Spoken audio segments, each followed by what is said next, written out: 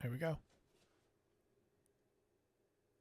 Welcome to the One Bloody Take Movie Podcast, where we go back in time several decades to browse the aisles of your local video store. I'm Paul.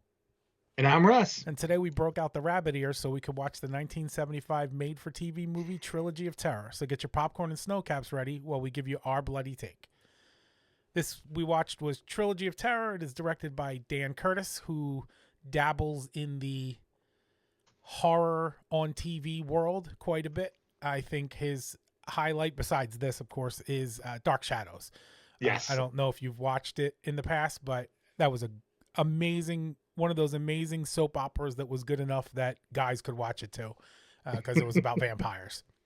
Yeah, I didn't watch it consistently, but I'm familiar with it. Yeah. All three segments, all three vignettes star Karen Black, who was in Airport 75, and of course she was in I forgot the name of it. Crap. She's the mother in the I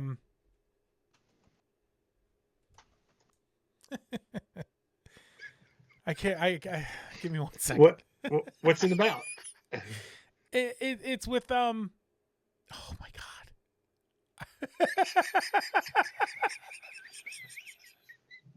Oh, yeah, I heard that one was good. Yeah, this is where I'm at these days. It's the Rob Zombie movies. Oh, Mother Firefly. Yeah, she's Firefly. Yes, she's with the Firefly. 1,000 Corpses. Yeah. There we go. Mother Firefly. Okay. I'm gonna try that again. Yeah.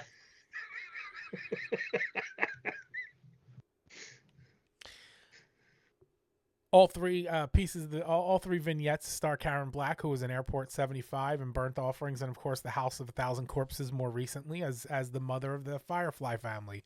We also have George Gaines in there, who was Commandant Lassard in Police Academy, and that is one of those things, unfortunately, from what I can tell, he was a pretty good actor in his day, but I see that man, I hear that voice, and that's Commandant Lassard, and that's all that will ever be.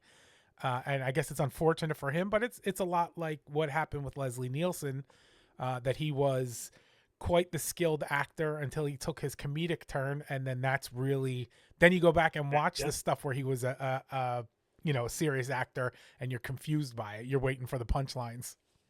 It took me a second, only because he was playing like a straight role. Yeah. Like there was no comedic, like it wasn't, because I'm like, I recognize that face, but I don't recognize the behavior. And it was like, oh well, yeah, of course. I'm not familiar with that man being an intelligent doctor. I'm familiar with him being a goofball cop. Like I was just expecting Steve Guttenberg to show up at any moment. Yeah, exactly.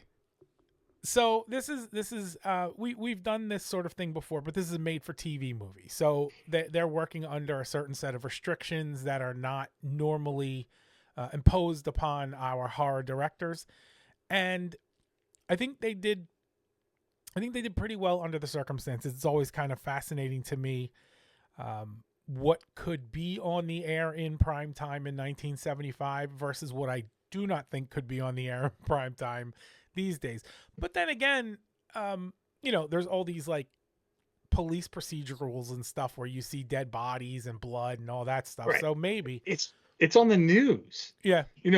But like, yes, it is accepted on some platforms and depending on how it's delivered to us, but on others it's not going to be. So, yeah. There would be some issues. And they do there's some horror to it, but mostly I would say this is suspense. There's a lot of suspense that gets built. The whole thing to me felt very Outer Limits, Twilight Zone adjacent, where everything had sort of a twist ending and you're sucked in under one premise and then you're left kind of with a second concept at the end. Yes. But they tell you right at the beginning in each one sort of what the twist will be. There's a line in each one of these that just lets you know, okay, well, that wasn't normal, or of course that's how that's going to play out.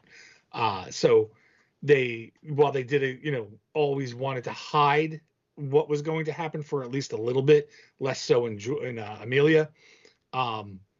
They tell you right away what the twist is going to be. I don't think I caught that on any of them.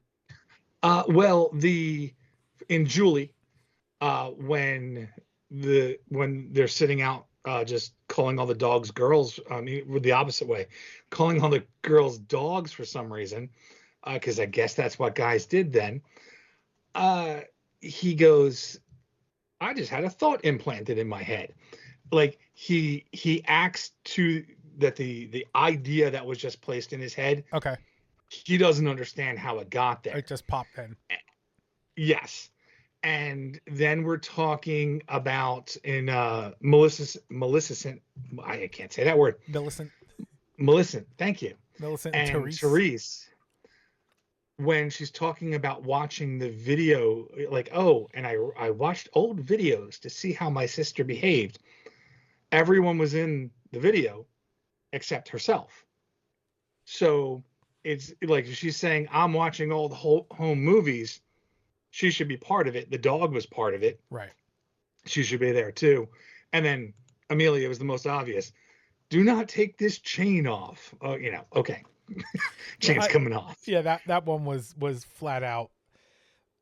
It's set up perfectly. If the chain is there to keep the evil soul in, and then as soon as she put the Yes. doll down, game Yeah. was on. So yeah. So like the first two aren't as obvious. This is what's going to happen, but they show you or they give you a clue right at the beginning that should be like, well, that's not normal or that seems weird. I gotcha. Since it's a made for TV movie, this would be the point where we would usually discuss like the trailer and the poster, and we got neither of those. You did dig up a picture. I'm assuming this is from TV Guide. Yes. Of the movie being previewed, and this picture would 100% have me sneaking downstairs without my parents' knowledge to watch this. 100%. Yeah, like I know of course I watched it as a child before I was even really watching horror movies. So I think this would be just horrifying enough but safe enough because it's on TV that I'd be like, yeah, I'm going to go see that. Right, you're protected by the censors. Yeah. So I guess we'll go through each one. So the first vignette is called Julie, and first we meet Chad and Jim, and Chad is a regular old 1970s style scumbag guy who suddenly gets it in his head that he's going to sleep with his teacher. We get into the classroom, and he does his best to woo her, and it works. Gets to take her to the movies, gives her a roofied drink, takes her home, takes pictures of her, which is just the most fascinating decision I've ever seen anybody make, and then presumably has sex with her. And from that point forward in this particular vignette, we get the feeling that Chad is in charge of everything.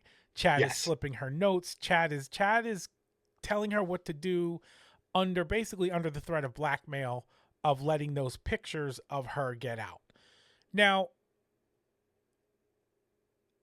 I don't mean to poke holes at it or anything, but the pictures I saw him take, she was laying on a bed, she was by herself, and she was mostly dressed. I don't know why those pictures would have held any weight whatsoever. I think that's the made for TV movie troubles we're gonna have. but yes, I do agree with you. I'm not quite sure what those pictures would have accomplished. Right. Other than I sometimes sleep with my clothes on. but gently unbuttoned. Yeah. And the hotel scene, that's part of his visions beforehand. It plays out exactly the same way. Right. When we see what he's wearing in those scenes, when he shows up on the date, we also see that he's in the same clothes. So we can know that everything's going to play according to plan. Right. And they play our teacher Julie as a very mousy school marm kind of lady who you're given the impression that she's sort of by herself all the time. and not much of a socialite. Yeah. And first, like the two, like Chad and his friend Jim are sitting there just talking about the girls, and they're like, "Have you ever seen so many dogs in one place?" And then the teacher walks by and they do the best muted colors, all grays, hair in a bun, your typical repressed librarian stereotype. Of course, glasses. Yeah. But I mean, she's still Karen Black. Right. So yeah, like it was a little more obvious in the next story. Like they went even more drastic to make her less appealing. But their reaction to him thinking of her naked would was just weird when that's who walked by.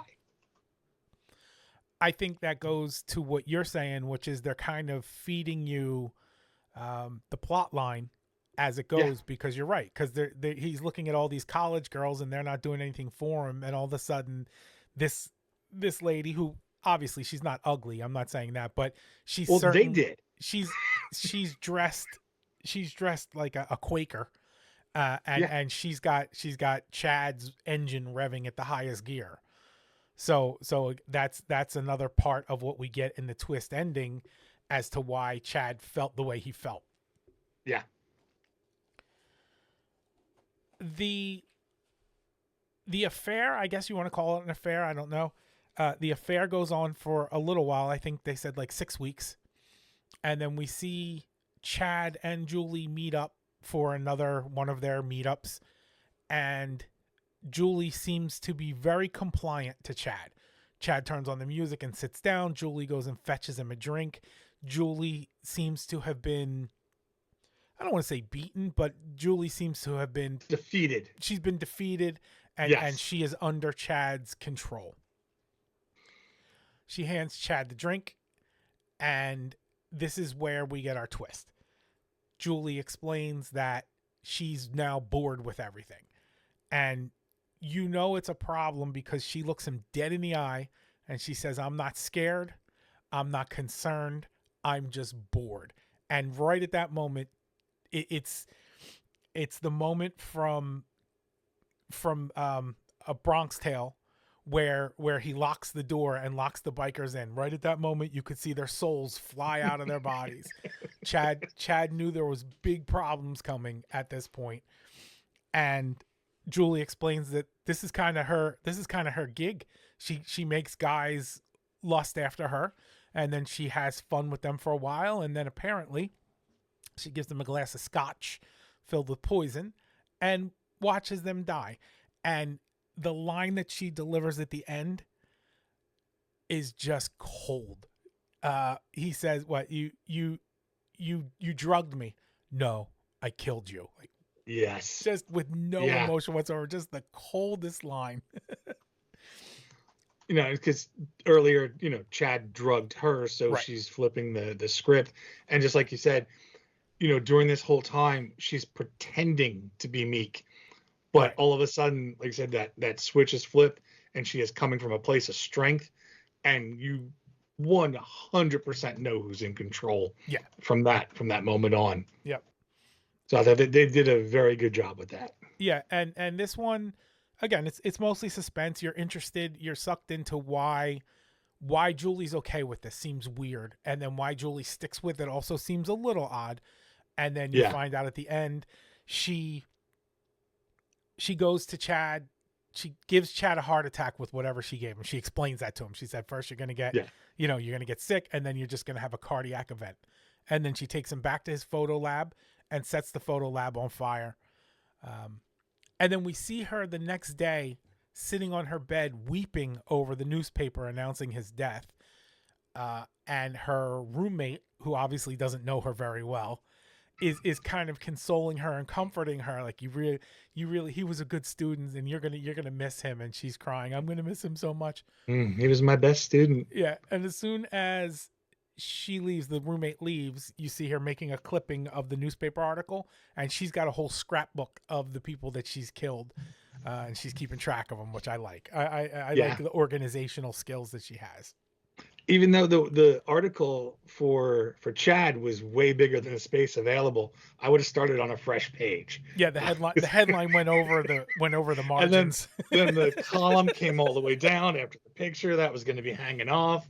So I would have given them a double page on the next two available ones. He didn't deserve his own page though. He didn't last long enough. That was the problem. He No, bored yeah. her too soon, unlike that guy out in Colorado. And And even as it ends, we get a knock on the door, and there's another gentleman there saying that he needs some tutoring help. And she says, "We're going to be good friends," and she locks the door, and that's the end of that vignette. And for a, like I said, like a Twilight Zone / Outer Limits type of thing, that was really good. It was yeah, really well done. The acting was top notch. The whole entire plot twist of what ultimately is taking a 70s woman and showing her empowerment is a very solid play in this particular set, this vignette. They lead this off pretty strong. You don't yes, get a lot of horror necessarily, and you don't no, even really get a lot of suspense. You just get this playing with your emotions of Chad is a piece of crap the whole way through, and then all of a sudden they give you a moment to feel bad for Chad because he's about to die. And yeah. meanwhile, I didn't feel that bad for him, but I understand what you're saying. not Yeah. not the worst thing in the world, but it was a surprise to him. And Julie playing it all off and just realizing you as the viewer realizing that she was playing meek, and this entire Yes, set of behavior from the way, I mean, like, she's so committed to the role. Her as the teacher, she's this meek person. As the person after school, she's this meek person. yeah. And only in that, and to her roommate, she's this meek person. So And only even pretends to be stressed out when she gets home. right. And Yeah. sad. So only in this little window of time where she explains to Chad that he's about to die is the only time that she's not playing it for this meek, mousy person. And especially because there's plays in two ways, because how you're saying how meek she is. There's a scene in the class where Chad walks up, hands her a book with a note in it, and that note says, "Do not go home. Come to my apartment directly after school. I have some friends I want to introduce you to." So we know what's going to happen there. I have my assumptions, yeah. She was so shaken that if I was in that class, I would have had to stay behind to make sure she was okay. Yeah, because she dismissed class. Like, she got the note and then just kicked everybody out of the room. Like, what the hell was on that note? It was obvious the note came from Chad. Yeah. Yeah. It's not like she got a call or something else happened. No. Chad did something that terrified her, and she wanted everyone out of the room. Yeah.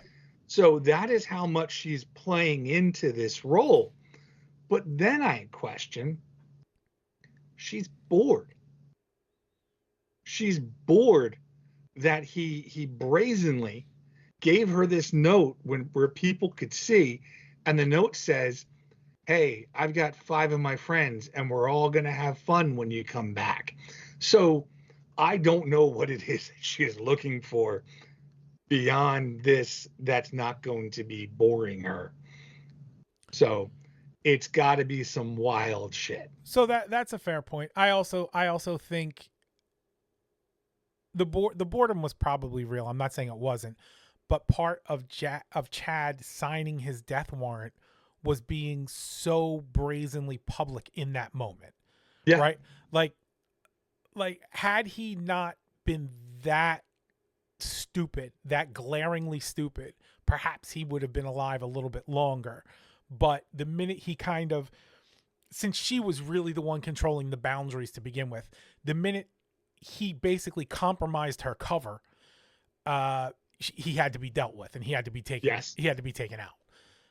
Also, I would like to note that there were no friends at the apartment when she got there, which is also terrible. But No, I I think that think might have been we a think we different. jumped in Yeah, time. Yeah, I yeah, think yeah. Um, but then that leads me to my next question. Um, because Chad is so terrible. yeah. I was almost taking this as these two guys sit out there every day and harass women as they walk by. Hmm. Every day she walks by them and sees this. So if she has this power or this ability to do this without being caught, at some point she's going to get pissed off. At some point she's going to make them her next target.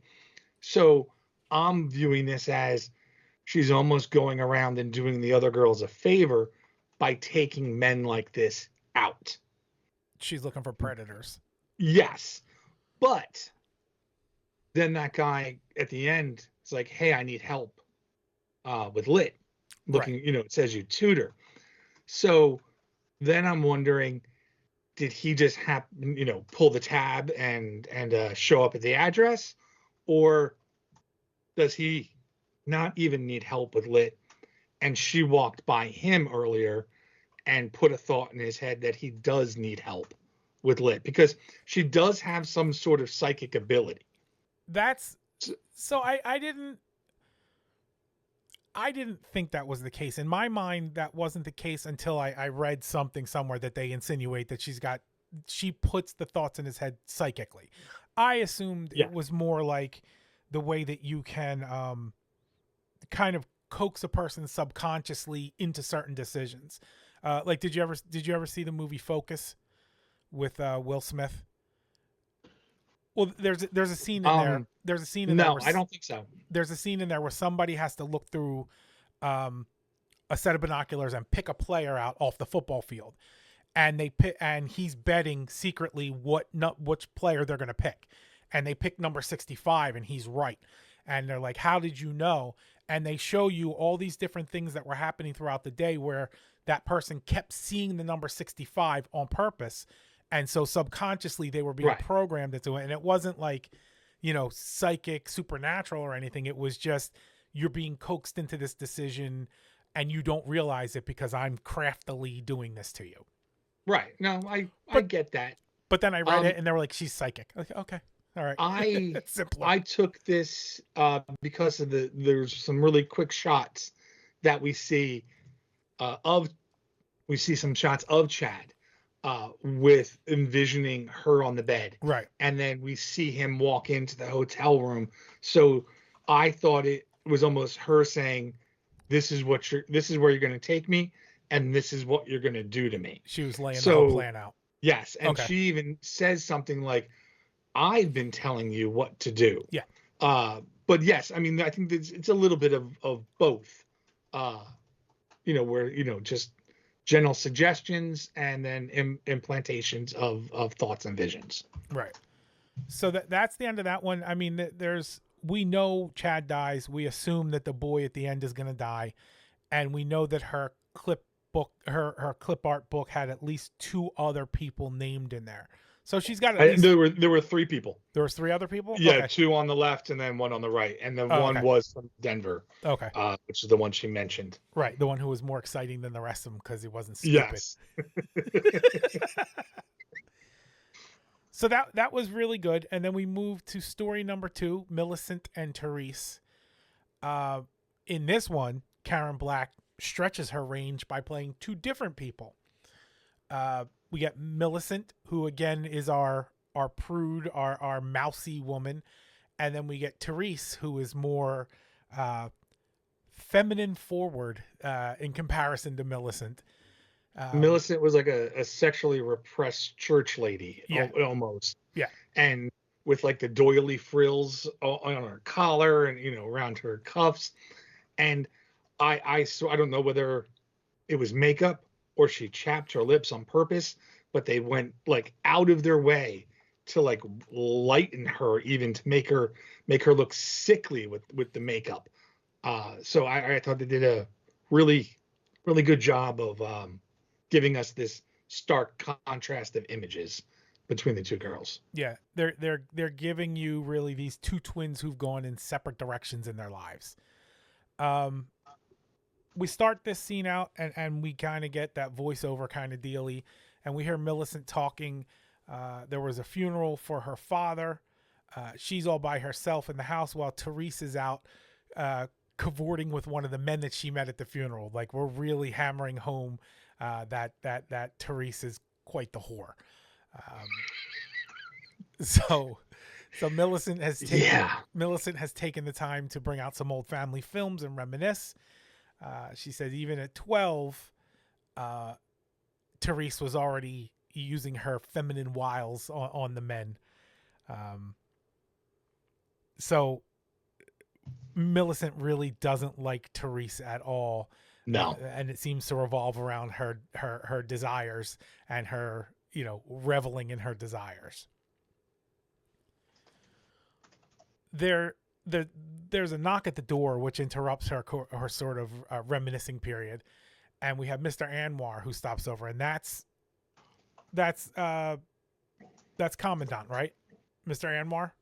No, he's Commandant's the doctor. Oh, okay, that's what I thought. I didn't quite. Maybe I just missed something, but I didn't understand the role of Mr. Anwar in this spot.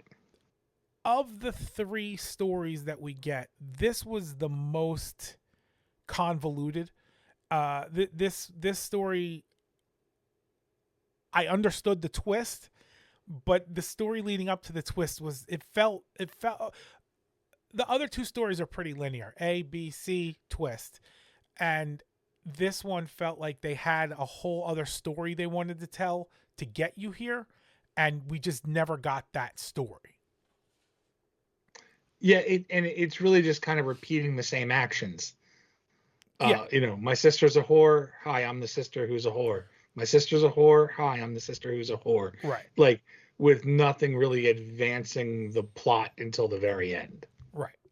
So Mr. Anwar shows up. He wants to know where Therese is. He gets told the same thing that we, the audience, already know. And Millicent shows a picture of her when she was 15. So now we know at 15, she was pressing up against father, which is a little gross, I suppose. But we now know at 12 she was a whore. At 15 she was a whore. She's very consistent in the lifestyle that she's chosen for herself. Yes. And when she was 16, she seduced him. So. And Mr. Anwar, weirdly, is not interested in any of these incestual stories. Surprising. Yeah. In that day and age. So Millicent explains sister is evil, said the mother died because they said that mother died on accident, but she doesn't believe that it was an accident. She says that it was Therese that did this. It was an overdose of sleeping pills. Who better to know? Right, than her twin sister. She's got books on the shelves about black magic and Satanism, and she uses them to capture the souls of her victims. This is where this got super weird. Like, I'm not clear necessarily as to why we're introducing the black magic and the Satanism into this whole thing, except to further show how disturbed Millicent is, perhaps. The only reason I think that this is here is to get to the end. Okay. So I don't it doesn't play into anything that happened beforehand. Right. And we're currently not witnessing anything. It's just the driving factor as to how we arrive at the end of the story. And I was assuming that she was going to ascribe those books to Therese and say this is another thing that she's up to, but right. Millicent took ownership of being the black magic Satanist. Mr. Anwar is really done with her nonsense at this point. Oh, well, no, they were her books, but she's going to use them against her. Right. Yes, yeah. So Mr. Anwar suggests perhaps Millicent might need some help, some mental help. Just a little. Yeah. So he leaves and he says she knows all about a night and what happened. So I guess she's insinuating that maybe Therese and Mr. Anwar had some cuddle time. as well. And Yes. Mr. Amar is not interested in any of this fight, so he just leaves. Yeah, and he looked disturbed too. Like it was very upsetting to him. So that's sort of like I'm just kind of like, who is this guy and why are we seeing him? Is it, or is he just there so Millicent can say all these things for us to see how bad her sister is? I don't know what other purpose he really served here. Well, the thing is, in retrospect, once you know how it ends, Yes. and you're under the impression that he's been a longtime family friend, he already knows the twist that Oh, we're gonna okay. find out. So I guess at some point it's like he knows that she's telling stories, and he's just done with Yes. listening to it for the Yeah. time being. Okay. That makes sense then, because I didn't know who he was. So if he's a longtime family friend, then he's just going, why are you telling me there's two of you? Right. There's one of you, Right. you know. But this So yes. this is probably something that the family has been dealing with for an Yeah. extended period of time, and so you have to tread lightly, because obviously no one got her help when she needed it as a kid. Yeah. So the next day, I guess she is ready to get some help. She gets Dr. Ramsey to stop by, um, And and Dr. Ramsey is Lassard. our police, yes. Yeah. And it's because, like Poltergeist, due to that, I always, check my room for clowns. Right. Police Academy, I always looked under podiums. Completely different reasons and hopes and expectations. Yeah. More But exciting yes. reasons, but yeah, sure. See if Therese is there. Uh, And I also never travel behind a horse on the highway. no, this is smart. Yeah. This is smart. So Dr. Ramsey's there to take a look at Millicent, because Millicent called and no, Dr. Ramsey's there to take a look at Therese, because Millicent called and said that Therese has gotten worse. Yes. So again, But knowing he would also know, because he's a Right. longtime family doctor. right, And important thing to distinguish here, he's not a psychologist. He is a doctor. yeah, There are X-rays in his office of like a hand, because I was assuming he was a psychologist which would make sense. until I saw the X-ray. So it's kind of weird that knowing everything that he knows, that he would take any of the actions that he's taken after this when he shows up. I think doctoring back in the 70s was a lot different than what you're envisioning it from, like, what you're familiar with. And Right. and pretty much the one doctor is like the town doctor, and he just handles all the everything of doctoring. There's not There's not a second. Okay. different doctors But for each little segment. There's the doctor, and that's who you go see. I will wait for my other complaint about how he doctors Okay. until the end. All right. So when Dr. Ramsey shows up at Millicent's behest, he is greeted at the door by Therese, and we know it's Therese because she's got a different color hair, and that's the giveaway, because they couldn't do goatee because it was a Yeah. woman, so they did different color hair. She's blonde, right? Yes. Yeah. Blonde and a red lipstick instead of the Right. chapped lips. Very, very Marilyn. She starts hitting on the doctor as soon as he gets there, and he shuts her down, and she gets quite upset by this. So she goes upstairs to Millicent's room and starts hitting the door out of anger, and and saying that the doctor's gone, and to answer her letter in, let me in. And Millicent never answers the door for some reason. Yeah. Then we see Millicent again back at the journal. She says, no, she can't live like this anymore. We got to do something. Therese must die. We have to kill Therese because she was banging on the door and she likes men. I don't know anything that the stories that they told with Therese. She's kind of concerning in her morality, but she did nothing that lives up to having to kill her. But here we are. Yeah. Be a little immoral, be murderous. Yeah. The murder doesn't weigh very heavily on Millicent's mind. She's more than prepared to do it Oh yeah. because Teresa's having way more fun at life than she is. So then we have a child crying because Therese broke the doll, and Millicent says she'll get her a new doll, and like it feels like Millicent has had to apologize for Therese's behavior in the past. This is not a new thing that Millicent has encountered. She's used to Therese messing things up and Millicent cleaning them up. So now she comes up with her plan. She's going to use her own books against her. She gathers up some personal items and she makes a voodoo doll. She calls Dr. Ramsey and tells him that he's no longer needed. They found a new way to deal with Therese. And he says this is not something you should be doing. And he heads out.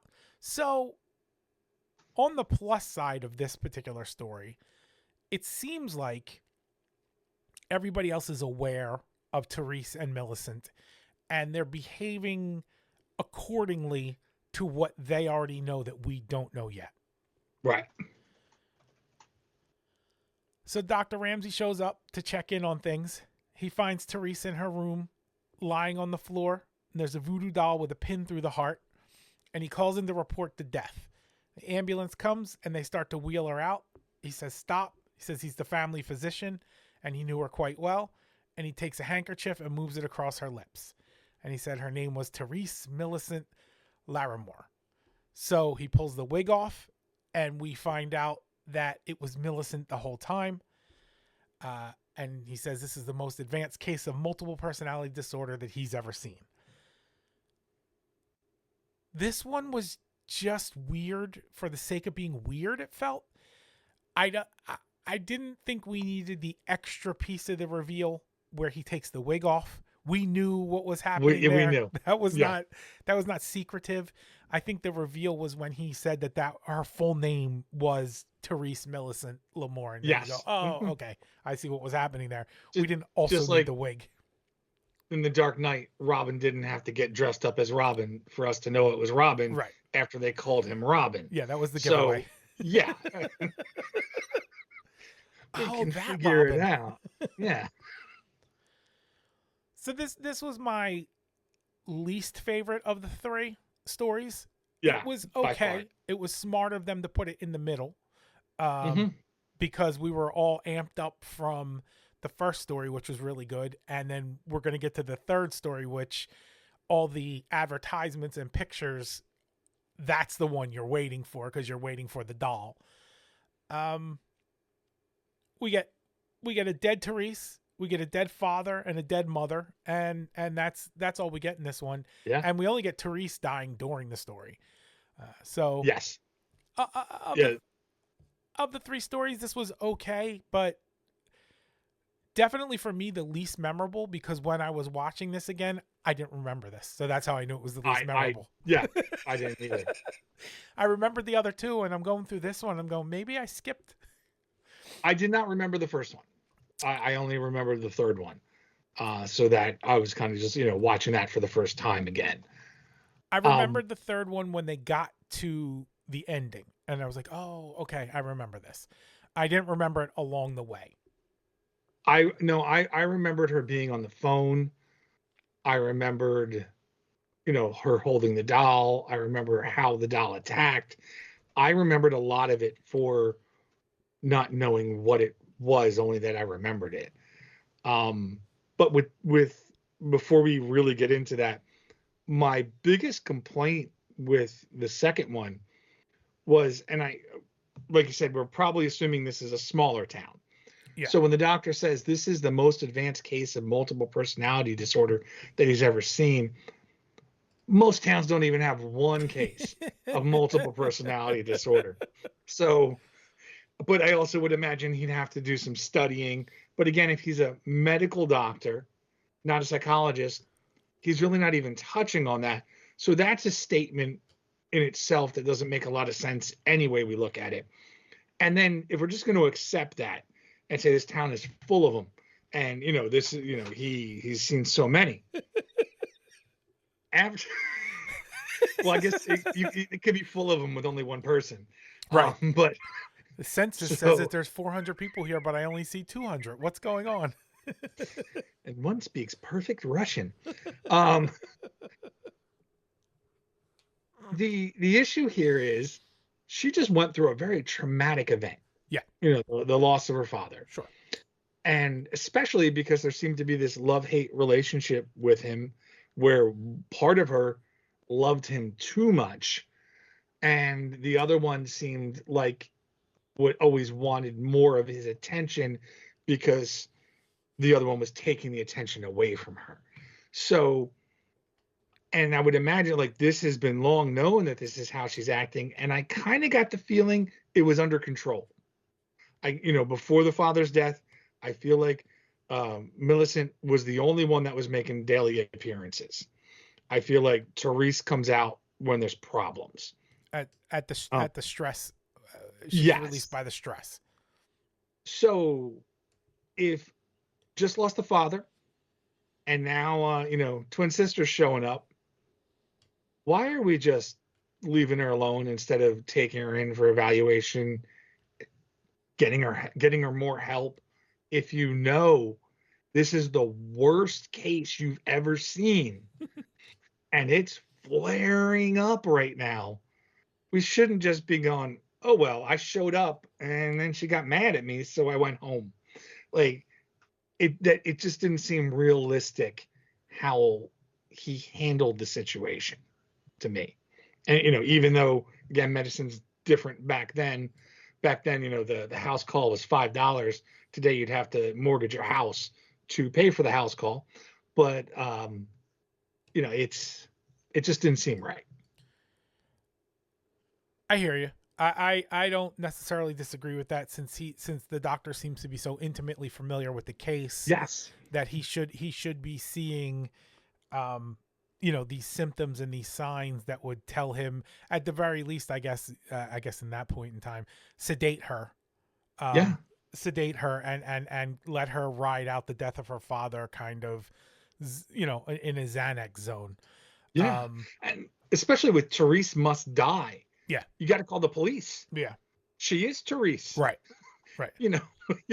She's basically threatening to kill herself. So at that point, yes. you got to put her on suicide watch. Yeah. And this is again a story about a mousy, quiet woman exploring feminine empowerment. Yeah. So these weird stories are secretly all about women's lib, which is a weird way to play this, but they're pretty much 2 for 2 with this. And then we get to story 3, Amelia. This is the iconic story of this trilogy. This is the one that will forever last in the annals of horror. When you speak of horror movies, this will come up more than the other 2 stories combined easily. So we get Karen Black, and she's playing Amelia, and she's got a trunk case of some sort that she's bringing back into her apartment. And we don't know what it is. I'm not so sure she knew what it was when she first gets it. Right. I think she just knew her boyfriend would like it. Right.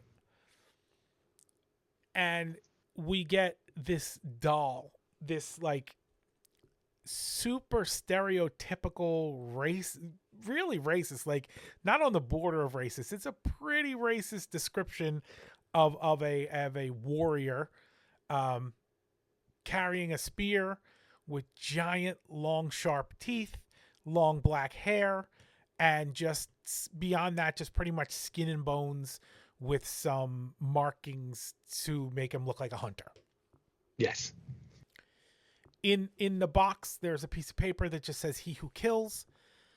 They don't really explain anything of it, except that we learn that he's a deadly hunter and he's got the spirit of a Zuni hunter. Yes. Trapped inside of him. Yeah. She is mentioning how ugly the doll is. And I love that because instantly I just thought of Chucky when the woman's like, "What an ugly doll," and you just hear "fuck you," like no doll wants to hear how ugly they are. No, They want to go to American Girl and sip some tea that's and right. sit around the table. Yeah, So yeah, get it's some ugly or culottes and not. move on. You don't have to tell the child they're ugly if they're ugly. You just say you have a lovely child. If the doll is ugly, you have a lovely doll. So nothing is gained by that. You're just putting yourself up on its in the top of its hit list Right, for when it comes to life. right. Even your mother wouldn't love you. I mean, like that's just going from observant to this is my perception of you to just downright mean. But also, hear me out. At this point in the story, she's talking to a carved block of wood. So perhaps, courtesies aren't extended to inanimate objects. Just I I agree with you, but it's best to play it safe. Look, in the long run, we learn this, but in the short Yeah. term, she's just yelling at a tchotchke. I think that's fine.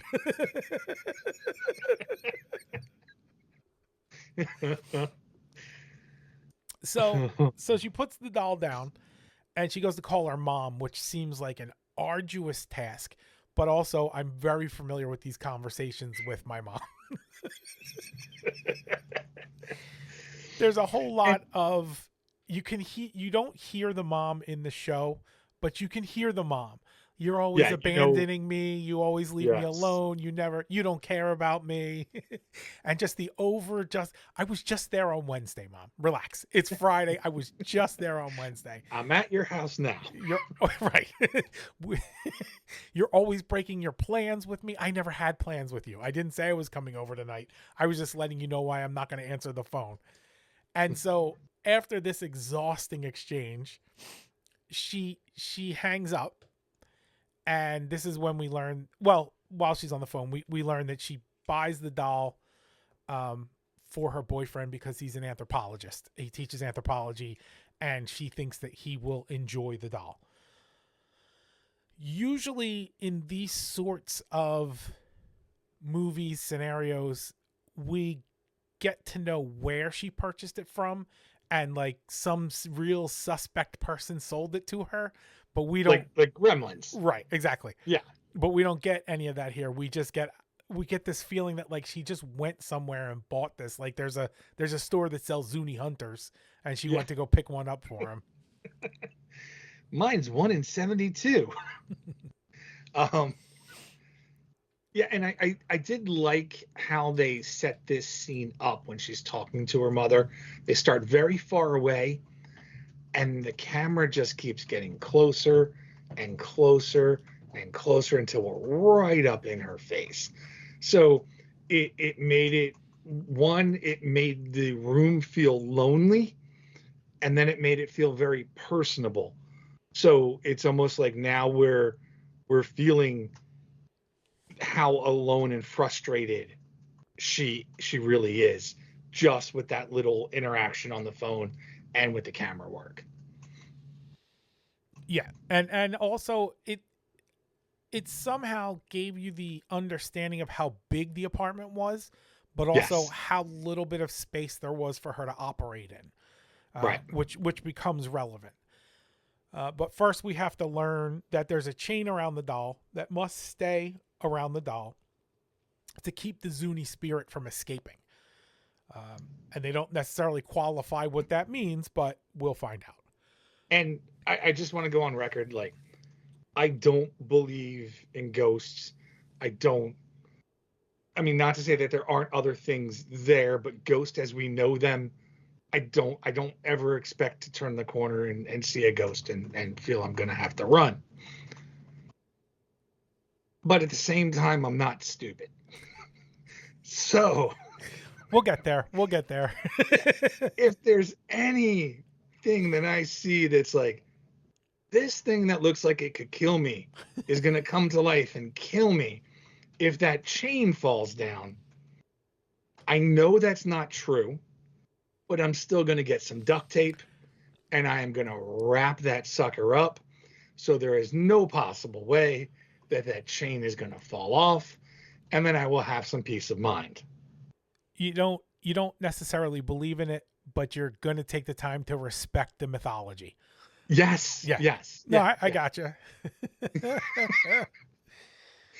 like the whole time, I'm ridiculous for doing this, but Yeah, I'm just going to wrap it up. I know this and sounds it'll all be dumb, fine. but hear me out. Get me some saran wrap, and we're going to make sure that none of this moves Yeah. until I give it to my boyfriend as a gift, and then whatever happens at his house is his problem. Yeah. Absolutely. Absolutely. Because at some point, somebody's going to find out that one of these legends was not a legend and was real. And it's just not going to be me that's going to find that thing out. Right. And I don't want to be the one that brought it into this realm. Nope. And Nope. I'm not the one who unleashed holy hell because they told me keep the chain on the doll, and I kept the chain on the doll. It wasn't that difficult of a task. It wasn't like, if you want to stay safe, turn 3 times in a circle, then go out. No, it was keep that chain in place. Chain on the doll. Okay. Yep. I think I can handle that. Yeah. So inevitably, she puts the doll down, and we watch the pendant break, which then causes the whole chain to fall off. So bad things are probably going to happen. She takes her bath. She calls her boyfriend. She says she can't go celebrate her birthday with them because she's got to go sit with her mom. So her mom won that conversation. And I think they've only been dating for 3 months at that point, or it's a short period of time. I forget what it was. Right. But I'm sorry, like, I'd be like, okay, have fun with the rest of your life. Because until that mother dies, that is your life. So you have a decision to make right now. And for someone just to quickly change their mind like that, and for no reason, it's not like, hey, my mom needs me. Okay, yes, of course, go help your mom. Do whatever you got to do. Doesn't matter if it's my birthday. Be there for your mother. But just because my mom thinks I'm supposed to go there tonight, nah, we're done. Yeah. So she makes a call. She lets him know. She goes to start dinner. I assume she was starting dinner. She goes back in the living room, and the doll is no longer on the table. Now, 2 things about this. Maybe 3. Maybe 3 things about this. Number 1, how confident am I that I'm the only person in the room at this time? I'm 100% confident that I'm the only person in the room. Number 2, we know the doll's not there, but we can see that the chain is still there, which is the linchpin of this terrifying mythology now. Yeah. Because it was just silly mythology until the chain was there and the doll wasn't anymore. And then it became terrifying mythology. And now I'm looking really smart for wanting to put duct tape on it. Absolutely. That's all I'm going to say. Absolutely. So she gets down and starts checking under the couch for the doll, which I guess makes sense on one hand. But on another hand, nothing about this doll looked like it could roll anywhere. So the fact that it's gone is not going to have me like checking under the couch. There's a whole other set of problems going on here. She gets poked by the spear. So she now... And especially, the spear shouldn't be able to find its way under the couch. No. The doll can't find its way under the couch. But for the journey for that spear to be like, and then break through the bottom of the couch. On carpet. Like, at least if it was on tile or something, you could make a case for it sliding or something of this nature. Or it was on carpet. If the couch is up on legs, right. I'm pretty sure that had like the, how couches back then used to have the fabric curtain. I'm assuming like that's what was on this one. Yeah, the little sham hanging down. Yeah. So, there's no way if that spear is there, I'm flipping that couch and then I'm running out. I don't even know why you're flipping the couch. I'm just leaving. I'm just going to leave. I'm going to call the doorman and let him know that my place is for sale or rent, whatever comes up first. And I'm going to be in a different state for a while. Yeah. But I might torch the apartment behind me just to, because I don't know now. For safety's sake. If since I'm the one that purchased this doll, if now like we have some sort of like hitman contract Like a where the relationship. doll has, yes, Yeah. like once money's brought into the transaction, then you know, I'm the one that he's got to kill because I'm the one who freed the spirit. So that now the spirit has to yes, prove its worthiness. right, Yeah, yeah, no, I don't want to be involved in any of that. no, So she's fishing around under the carpet, under the couch, sorry. And, she gets poked by something, which turns out to be the spear. And so then she goes around and starts fishing some more, and she gets cut by the teeth. So she kind of retracts herself, and while she's contemplating what's happening in her head, we can hear the doll running around in the apartment somewhere. Again, up until this point, perhaps the doll fell and the chain stayed, and perhaps the doll fell under the couch and rolled under the couch while holding its spear. Perhaps all of these things happened in some kind of series of coincidences. I heard the doll running. I am not staying in this apartment any longer. A couple things. One, if it's not the doll, it's a person. You've definitely heard footsteps with very tiny feet. Yes, very tiny feet, which is terrifying. It's either a small murderous child or it's the doll or the Dutch. Yeah. So either way, it's time to leave. And this part, like so many parts of this segment, I feel like Chucky drew heavy inspiration from. Even the fact of rolling under the couch, like Chucky rolls on, so Chucky was almost doing what this doll couldn't do or didn't do in some aspects. But the pitter patter of the feet remind me of something. My grandparents, my grandfather built like once you walked in the door, there's tile going in both directions. In the middle, he built his own bar. Okay. So then you had the like the living room and the dining room surrounding that, and everything was carpeted except around the bar, which was tile. And they also had this Jimmy Durante. I don't know if you remember, there was a company called Esco, and they would make like these giant head. It's almost like Funkos back then. Mm-hmm. Giant head, little, smaller body, but these were made out of like ceramic. Right. And they would do all types of celebrities like Groucho Marx and all that type of stuff. Yeah. They had a Jimmy Durante one. Yeah. And they had this giant record player that was basically furniture, and Jimmy Durante sat on the floor in front of the records that was put to the side of that. Painters came, and then one day we're just like, hey, where's Jimmy Durante? It's gone. And nobody knows what happened to it. And then we're trying to figure out, did the painters take it? But I think we're talking about maybe 6 months at this point. Right. So enough time had elapsed where you can't just be like, hey guys, did you take this or what happened? Right. So we're guessing they broke it somehow and didn't say anything because it didn't have a lot of value. It's probably worth $20 to $50. $150 on eBay. Yeah. Oh, 150? Yeah. Oh, then it's gone up because I remember looking it up back then. Last time I checked. Yeah. So, in fact, I remember even seeing one at the flea market in Columbus, and I think they wanted 30 for it or something, and I almost bought it just sentimental for like shits and giggles. Yeah, like, oh, it'd be nice to have it. Yeah.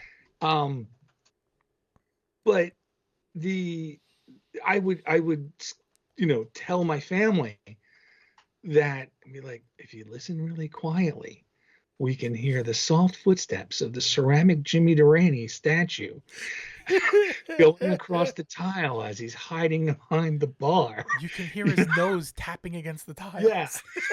So, because I was just going with the concept of this dude just got up and walked around. He left, yeah. He's still he's in he comes back to the house, or whatever he does, but he just didn't want to be in that corner anymore. Right. And the doll's not gone. We just can't see him because he doesn't want us to see him. You think he just got up and walked away? Well, yeah. Possibly, I suppose.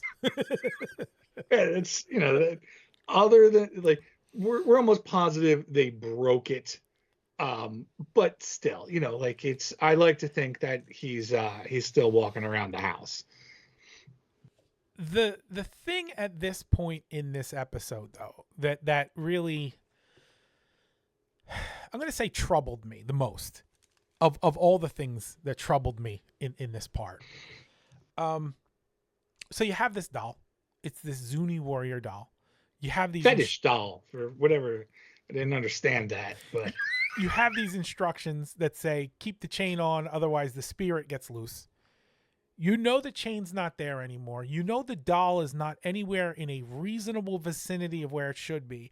You can hear doll footsteps in your kitchen.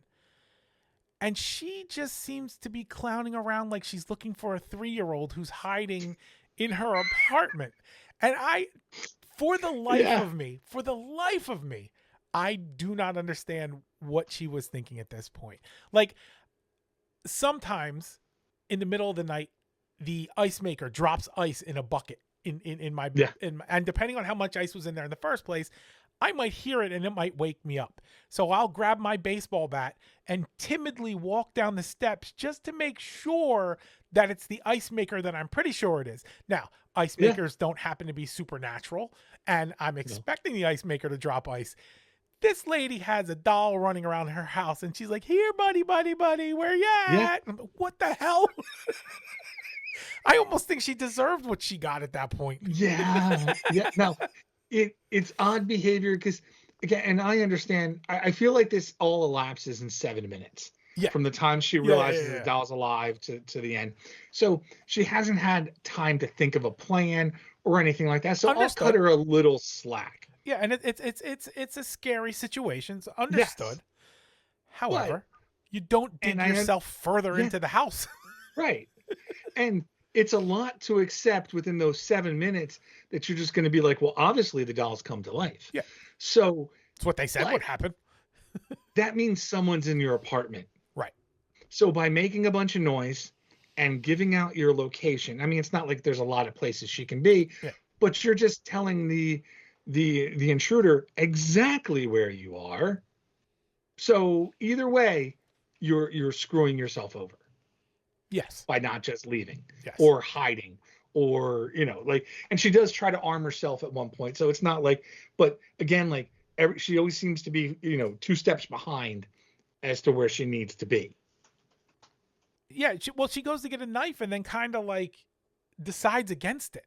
Like, why? Why would you decide against it? What's the downside to carrying a knife with you at this particular point in time in this particular situation? Yeah, because that doll has one. So he does, and his spear. Yeah. So now she's looking for the doll, and she's like opening and closing doors and drawers in the kitchen and all that, and she sees a shadow dart past. I don't know why she's still in the house.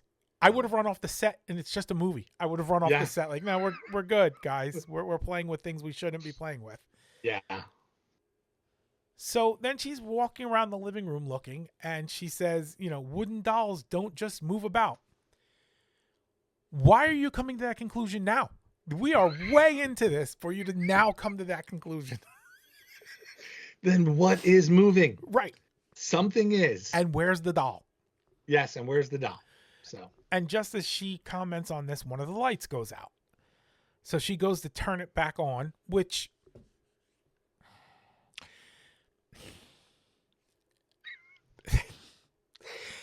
It's a booby trap. It's blatantly a booby trap, and she just fell right for it. But I guess the rest of her behavior so far is consistent with someone who would be dumb enough to go, oh, that one singular light went off. I better walk right there. But the thing with that, like lights are a little different now. They used to go out very frequently. Sure.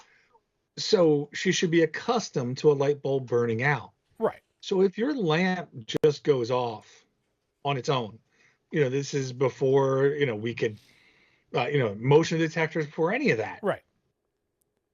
There's only 3 ways that's happened. 1, you've lost electricity. Right. 2, your light bulb is burned out. Right. Or 3, someone has turned it off. Someone has turned it off or unplugged it. Yeah. If it's the first 2, there's nothing you can accomplish by walking over and turning it back on. Correct. If it's the third one, you shouldn't be going near it. Correct. So any one of these options, her action is idiotic. It's worse than that when you really take a look at the scene, through a microscope, because A, we know it's not the power because the rest of the power in the house is on. Yes. B, we can be pretty sure that it's not the bulb going bad because normally it will make a little pop noise at that point in time. You would kind of almost hear it go out. Yep. And she didn't hear any noise and it was pretty quiet in there. So all we have left is someone has willfully shut this off to lure you over there. Don't go. Please don't go. Just walk out the door. So she goes over and she goes to turn the lamp back on and the doll starts attacking her leg, chomping away at her calves. She fights him off. She starts running away, but she's like half hobbled now because the doll was chewing up her legs. They do with this doll, for the limited amount of whatever budget abilities they had, they did a really good job with this because they never actually show you the doll chasing her. They show you the doll chasing and then her, and then the doll chasing and then her. So they can make it more eerie and more scary because you don't have this 5.5-foot woman running away from this 2-foot piece of wood that could only possibly be hopping up and down. And I think they did a great job with portraying its fury. Yeah. And just, how rabid it was. Yeah. Just with, like a close up of the doll with darkness, but kind of behind it. And the doll's just sort of, I'm sure somebody's just shaking it in front of the camera, but it's really, really sets the tone of the scene by just how ferocious this doll is. Yeah. And they're letting you know it, like, the doll's not conniving or plotting. The doll is just hell bent on murder. Yes. Like that's it's just all this doll wants to do. Yeah. It's to me, it sounded like an Ewok with rabies. Like it's the noise it was making, it did sound a little bit like an Ewok, but Ewoks aren't that angry. Right. So yeah, it was very well done considering all the circumstances. She grabs it at one point. Now, when she had it in her hand, it didn't seem like it was able to sort of position itself to attack her while she had it. This feels like an excellent time to put it in that oven that you turned on earlier in the evening, or throw it out the fucking window. Yeah. And she does neither of those things. She just chucks it across the room and then goes to run away and falls over her furniture. She trips over the ottoman. And I love that because there's a Dead Milkman song on Metaphysical Graffiti called I Tripped Over the Ottoman. And I'm just like, just because so infrequently do I get to take that song and apply it to something I'm seeing or so I was very happy about that. That instantly made me think of it. So she gets away, she shuts her door, and she calls the police, but she doesn't know where she is, which I found weird because I'm to believe she was at home. Yes. I didn't get that unless she's just like loopy. Like so completely and she's not, so like I don't know where I am. I'm in a land of magic dolls. This is not my apartment. Well, so in that regard, I can sympathize with her. Like you can't call the cops and say, hey, there's a voodoo doll wooden chasing me around here. Bring some guns. The chain fell off. Yeah, the chain fell off. You guys know what that means, right? Yeah, sure. Come help me out. So there has to be some vagary involved. There is someone or something attacking me in my house. Please come and help. Yeah. But you had enough wherewithal to call the cops. You got to know that you were at your house. You have to at least know what building you're in. You got there on your own.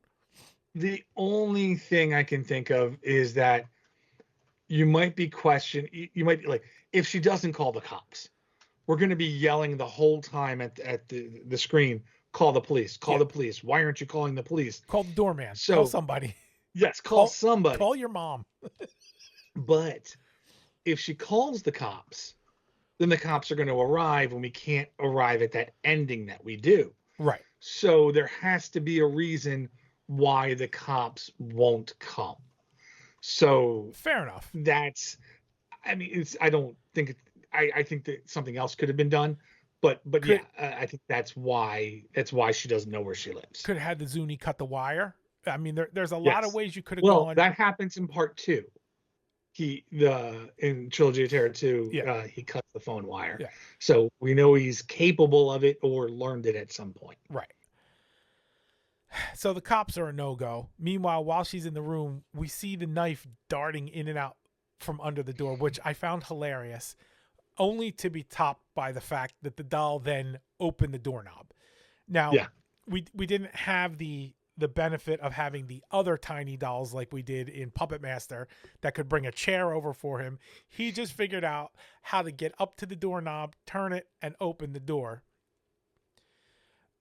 And he starts attacking her again. And she grabs a towel and she catches him again and then dunks him in water, which I don't know if that's where I would go with that, but I guess at a certain point you're trying anything you can. I'm homing the clowning that and swinging that towel like a sock full of pennies. Yeah. And I can see that until that doll is pulverized. Yeah, that's certainly a plan. A good plan at that. Again, that oven has been running the whole time. I can go with that oven. Well, and to dunk it in the water means it has to have lungs. Right. So I mean, again, wooden doll come to life. Okay, I don't know what the anatomy is, but I don't think it has lungs. No, that would be drowning. It would be my last possible scenario of trying to get rid of this thing. It really would. Throwing it out the window, throwing it in the oven to burn it, because I know it's wood, so I know it can definitely catch fire. But I don't think drowning it and or like holding it by its throat and choking it, I don't think these would be plans that I would try to implement at any point in time. I'm going to in 1975. I'm going to Kmart. Yep. I'm giving the stock guy $50 and say I need to use your baler, and you can't tell me. I can't tell you why. There you go. I am, and I'm strapping that down and turning that machine on. Yep. I don't know what else to do with this doll. No, yeah, absolutely. I can't think of an effective way to quickly set up a way to electrocute it, because that would be another thing on my thought process. But cutting off its air, it doesn't register as an idea for me. But you know what else doesn't register as an idea for me? Going into the closet and locking myself in the closet seems very stupid. No, but you can escape to your left and oh no, wait, you can't. You can get changed and maybe use some of the clothes to tend to your wounds. You got that going for you. You can make a little tourniquet out of one of your shirts. Yeah.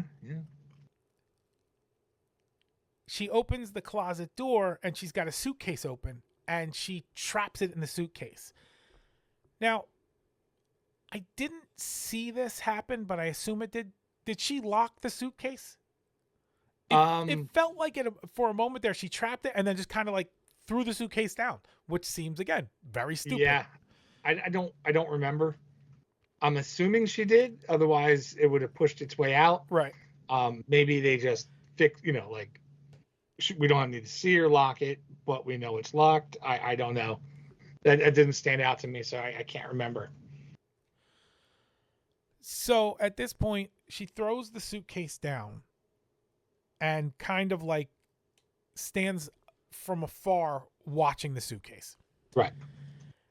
And we watch the doll start to saw its way out of the suitcase, which again, hilarious to watch. And her decision at this point, instead of any number of intelligent decisions, is to hover over the doll while it's trying to saw its way out and trying to catch the blade, I guess, and rip the knife away from the doll. Now, I understand why you would want to rip the knife away. However, while it's in motion seems like a bad idea. And also, it's already attacked you pretty heavily with just its teeth. Yeah. So just disarming the knife isn't doing any good anyway. But there she is, trying to catch it. Yeah. I mean, it makes for a very tense scene, because I Yeah, know, like, I think it's that the thought of a paper cut can hurt just as much as the actual paper cut sure. sometimes. Yep. So, you get that feeling from it. But at the same time, realistically, you go into the kitchen, you get a rolling pin, and you just start smashing the hell out of that knife when it comes up. The whole suitcase. The whole suitcase Yeah. is getting every heavy thing in the apartment thrown on top of it. Yeah. I'm tearing the microwave off the wall and throwing it at it. Every heavy thing is going on top of that suitcase with all of the velocity I can muster.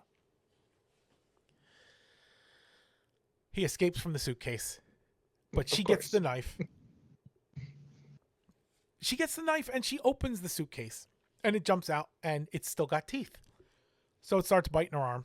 She starts running to the kitchen. This is this whole fight that could have been avoided by just leaving. And then finally we think we're seeing the doll winning the fight. And then the fight just kind of stops and the doll's not moving anymore. So now we're kind of being led to believe that maybe she got the best of the doll after all. So everything goes kind of quiet. And she kind of gets herself together and she makes a phone call. And she's clearly talking to her boyfriend, who she's already, called and said go away for the evening, and invites him over. And you hear him, in the way she's talking, he's asking her, "You don't sound right. Are you okay?" Right. And she says, "I'm fine." She goes over while she's waiting for him. She breaks the lock on the door and she squats down on the floor. Now, the way I remembered it, she was sitting sort of Indian style. Yes. But she's not. She's in a pounce. She's loading up for a pounce, and she just keeps chipping a knife into the floor. And we zoom in on her face, and she smiles, and now she's got the Zuni teeth. And I think that one singular image is the reason that anyone in this day and age still knows what the Trilogy of Terror is. Yep. That one singular image of her with the machete, with the teeth, staring at the door. No, I 100% agree. And that is what stood out to me. I remembered it a little differently. I felt like as a kid, so I'm sure the reveal was shocking, but I felt like I remembered the teeth just sort of growing out of her mouth, as opposed to just the reveal and the teeth are there. That was really the main difference for me as far as what I thought I remembered versus what I saw.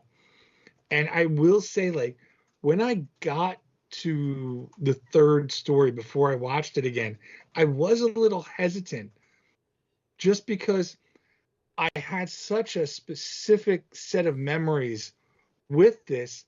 I almost became concerned I was going to destroy them.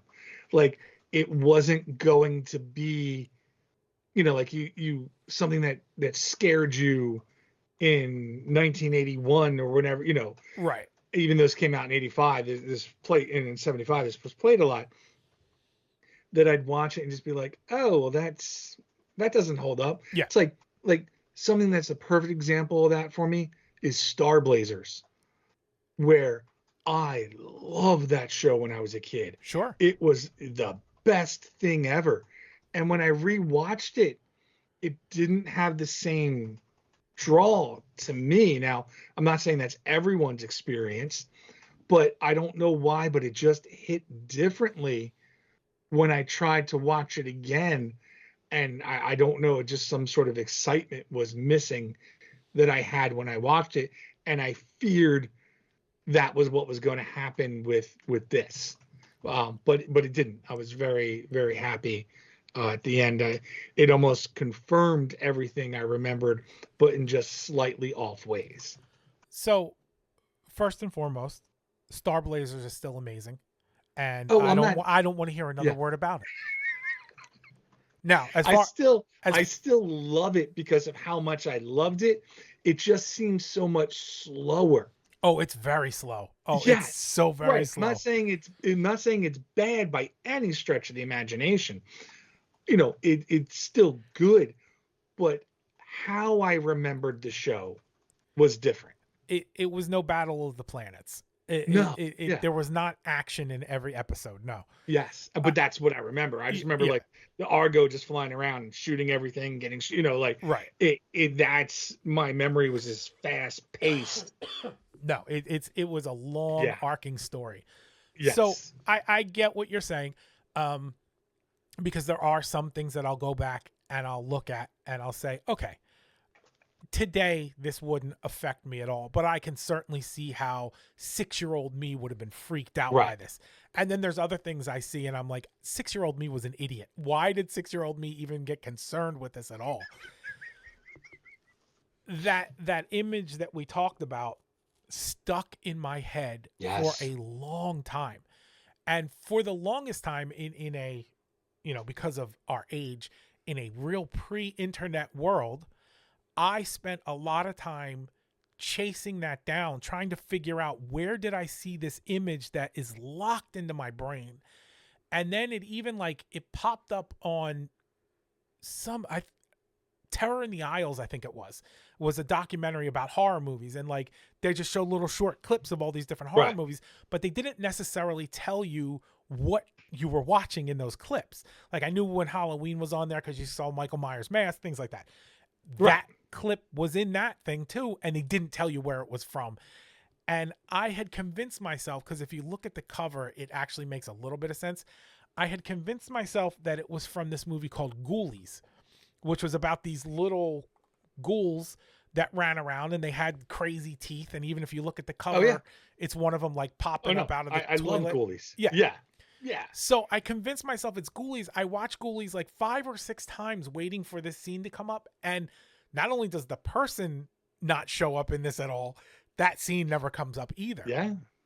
Until finally the internet was mature enough for me to have a message board that I could go on and go, I remember this scene from this movie. And I have watched every movie on the wall in my Blockbuster, and it is not in any of them. Am I insane? And it was, no, you have not seen it in your Blockbuster because it was a TV movie. Yes. And it was not on the VCR. And then I saw it and it held up. That whole chapter 3, story 3 holds up perfectly. We can goof on the ridiculousness of her behavior, of course, but that's par for the course with a lot of horror movies. Somebody has to make some really stupid critical thinking mistakes to be in some of the situations they find themselves in. But other than that, the way it's shot, the way it's executed, and the way it ends, exactly what 6-year-old me was terrified of, I was still a little wonky about. I watched it and I got up, and when I left my office, I kept my eyes on the floor a little bit more than I normally do, just in case. That's just it. I don't believe this, but just in case, I don't want to be the one that's like, hey, if he wasn't acting so stupidly, he would have been able to survive this scenario. None of us ever believed in it, but turns out it was real because he's dead. Like, I don't want to be the he in that story. Yeah, and just like another stupid action she took was if you have it contained in the suitcase and it stops moving, just believe it's dead. You don't need to see that it's dead. That's also an excellent point. We don't need to verify. Yes. So just take the standpoint that, okay, it's dead, but I'm still going to take precautions to do what I need to do to make sure it can't get out. I'm not going to let it out. Right.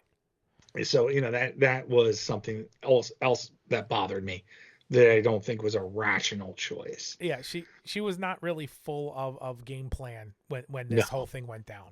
No, and I will forgive her because like I did go back and check because I was questioning a lot of the decisions. I'm like, all right, she doesn't have time to plan. Right. So she's doing the best she can, but it's not a good job. Which I get. And I will give her a pass on most of it because you're in this hot panic situation and you're not thinking. I get all that. The most inexcusable part is at the beginning when it's going down, and she really is just treating it like her cat got away and she's trying to Yes. lure it back over. The, You got to the be cat kidding she me at doesn't this have. point. This is the one moment where you can think clearly and say, Right. dolls don't tend to walk away as far as I know. This is a problem. Instead, it's, oh, what are you doing over there, buddy? Come on back. Like, no, no, no, no, no, no. Oh. I see the problem. Someone set this thing to evil. It's a switch right back there. It says what to Yeah. do. So I was thinking about this. All right. That pendant and chain broke really easy. They sure did. It was swung not twice and then fell. jostled. No. Yeah, nothing was done out of the ordinary. Right. She didn't even, we didn't see her on a motorcycle taking it home, hitting a lot of bumps. Nothing should have caused this chain to fall the way it did. They at least had an opportunity when she got off the phone that she could have been riled up enough that she like slammed the doll down on the table, something.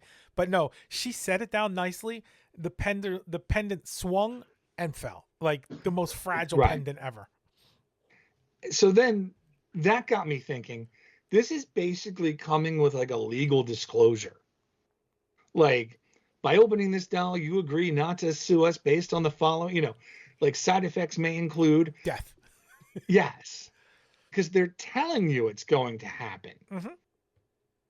So that almost makes me think that the shopkeep does this regularly. Okay. That they sell this doll or dolls like it, rig the chain to fall after you've been warned. So, if you call the customer service hotline afterwards to complain, and you're like, well, ma'am, this is of your own doing. We told you this would happen, type of thing. You read the user agreement. Right. And then comes to collect the doll once this is all over with, or comes to collect the person who now is holding the spirit of the doll. Because that is something I did not understand when I was a kid, that when she opens the oven, the spirit basically jumps out and is now in her because that vessel is no longer of use. Right. So I just felt like there's more to it. Just like you said, usually we see that shopkeeper.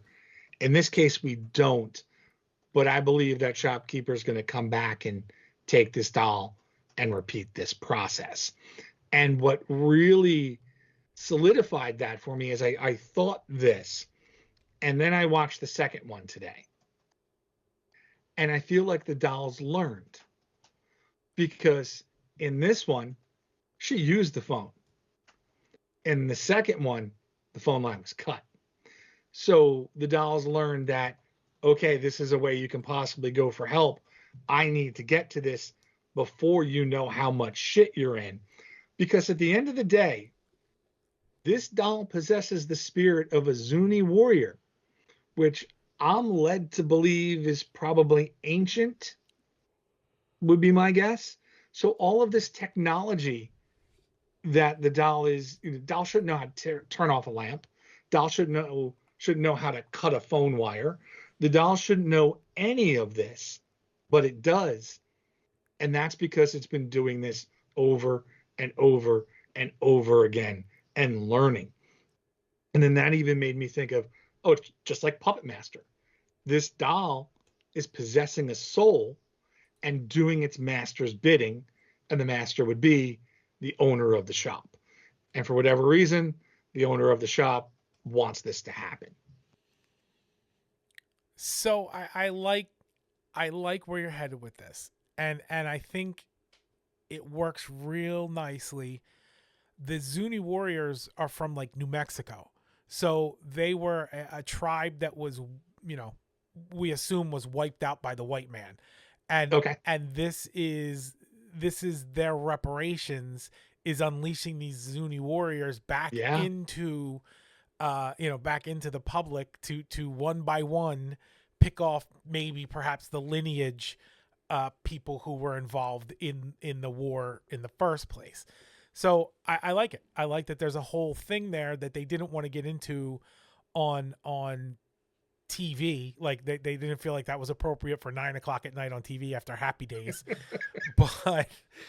but if it had been a fully expanded movie, that's what we would have learned, is that Yeah. shopkeep was like, you know, like they sold old artifacts, but very specifically this one doll that every time somebody new goes into the shop, there it is, right in the section with, with all the ancient aquamarine jewelry and things like that. I like it. And that doll's never for sale Right. unless the right person comes into the shop. Right. And the doll knows, for whatever reason, the doll can signal that this is the right person. This is the person that possesses the spirit that we want to attack. And Yes. so like the little sign flips over and it says for sale, and instead of not for sale. The not just falls off. Exactly. Nice. I like that part. So all right, so I'll buy that. That's our new movie. Yeah. Trilogy of Terror: The Revenge. And have you watched the second one? I did not. I just learned that there was a second one when I was fishing around for this one. The first story's okay. It's just a bunch of double crossing. Like, like there's a old guy and the woman's only with him for his money. She's sleeping on him, but he's blackmailing her, but it turns out they're in charge, and she double crosses the guy. And then it's just, there's a whole bunch of shit. And basically it's giant rats. Giant rats is the draw. Oh, sure. The second one's about a mother who beats her kid, and the kid dies, and then she casts a spell to get the kid back, but the kid doesn't like the mom, so she sends like a demon back in his place to kill the mother. Was it Pet Cemetery? Kind of, but not. It's, you don't bury the kid there to come back to life. She did a spell that summoned him, and he's like, no, I hate my mom so much I killed myself to get away from her. Yeah, I'm not going back. So, I mean, they're not terrible, but they were a little more goofy than these first two stories were in this one. I would say I like them. I did not like them. I like them less than anything that we saw. It sounds like instead of Twilight Zone, Outer Limits, these leaned further towards like Creepshow, Tales from the Crypt, where there's more of a goofy aspect but it to it. Still lacked the pizzazz, and the fun that those had. Of course, the last one is the best one because we have a return of the doll. We pick up, I'm assuming it was the same murder scene because we find the doll in the oven. Okay. So they basically, the police bring the doll to a museum with like a researcher, and they demand that you have to look at this doll. It was the only thing left at this murder scene. And underneath the caking of the char and everything, the doll's just still there. And we just get a lot of the repeat things. Like we get like she traps him in this box and he saws through it, bites the neck. The stabbing with the fingers trying to get the knife, it's just replaying the greatest hits. But instead of setting the tone that this woman's, how this woman lives her life, we just get a bunch of idiotic banter and like forced jokes and things like that. And when comparing the two, I think part of why the Amelia story works so well, because it's in a setting that should be comfortable. She's in her apartment. She's protected. Everything's fine. They're going to celebrate her boyfriend's birthday. Everything's nice and safe. And in this one, we're just in a museum. Like a lot of people can't relate to working at a museum the way somebody can relate to being at home in a place where you should feel safe and then not feeling safe. Right. So even just as far as the effort they put into the second one, it's just extremely subpar when compared to the first. I wouldn't have expected anything. Yeah. That Trilogy of Terror, the original one, on. So the first thing that happens when they make the sequel is it's not made for TV. So they're not working within those constraints. And sometimes when it comes to art, putting those constraints in place makes you more creative than when you don't have them, because you're still trying to convey the same thing, but you're limited in how you can execute that vision. And so it makes you more creative. It makes you create that Yes. chase scene that we saw where they have to keep cutting back and forth to raise the tension and make the sounds, instead of just, like Puppet Master, where you can just flat out see these little critters running around the house. And that changes all those dynamics. So the first thing they do is they unleash themselves from that. And then from there, there was nothing conducive to any of those three stories for a sequel. They all Right. end pretty cleanly. Like Amelia's dead. Chad is dead in the first story, and Julia's going to go on and do what she does, but we know already what she does. So seeing her again is not interesting. And then Millicent Teresa kills herself. So none of them were conducive to a sequel. Somebody was just trying to cash in on the popularity of the first one. So I wouldn't go into that expecting too much. They don't even address the first two stories are just completely different storylines altogether. Right. And I just think they know that if you don't put this doll, in Trilogy of Terror, you shouldn't even name it that. Yeah. Yes, it's just got to be called something different. Three scary and the only stories. way to get people's money is to call it Trilogy of Terror. So and then put the doll on the cover. Get. Yeah. Yes. Yeah. So the how do you survive on this one gets weird, because in the first story, you're being psychically tricked into doing what you do. In the second story, you kill yourself. And in the third story, I guess you leave the house. Like that's the only one. How you survive is when you realize that there is a doll running around your house, you leave. You just leave. Yeah. And to that extent, you either leave, or like you were saying before, you duct tape that chain in place because you don't believe in it, but you respect the existence of it. Yeah. Yeah. And then you're safe. And that's that. And then again, by the same token, if you're the killer, do you do anything differently? No, Julie seems to have her thing down pat. Yeah. She even manages, it's working. She's even managing to show up in different places and get teaching jobs with presumably no history whatsoever, because she can't tie herself to the other towns where the murders happen. Right. Millicent Teresa, excellent killer. Finished the job right at the end of the story. Yeah. They got themselves. Yeah. And the Zuni Warrior, excellent work. I think the only mistake that the Zuni Warrior made, and this could just be my misunderstanding of how the lore works. Once that chain comes off of me, I take that chain away. I hide that chain. So, but I don't know whether it has to be wearing it or even just touching it. If the chain is touching the doll is incapacitated. So if that's the case, I understand why the doll wouldn't do that. Right. But I'd still take that knife and just kind of hide that chain, because if I'm Amelia, once I realize, oh no, dolls come to life, I'm going to go chain, and I'm going to be looking for that chain, which she doesn't do. So that is the way to have stopped the doll. So if I'm the doll, then I'm going to eliminate that way to stop me.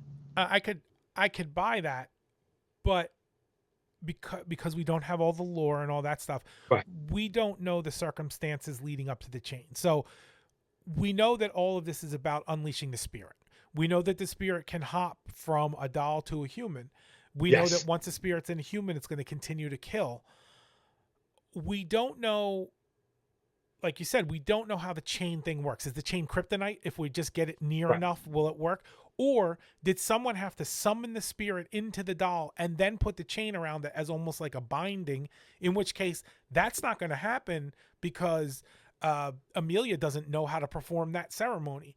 So I think if you're the Zuni Warrior, you just, when you come to life, you just go batshit and just tag what you can.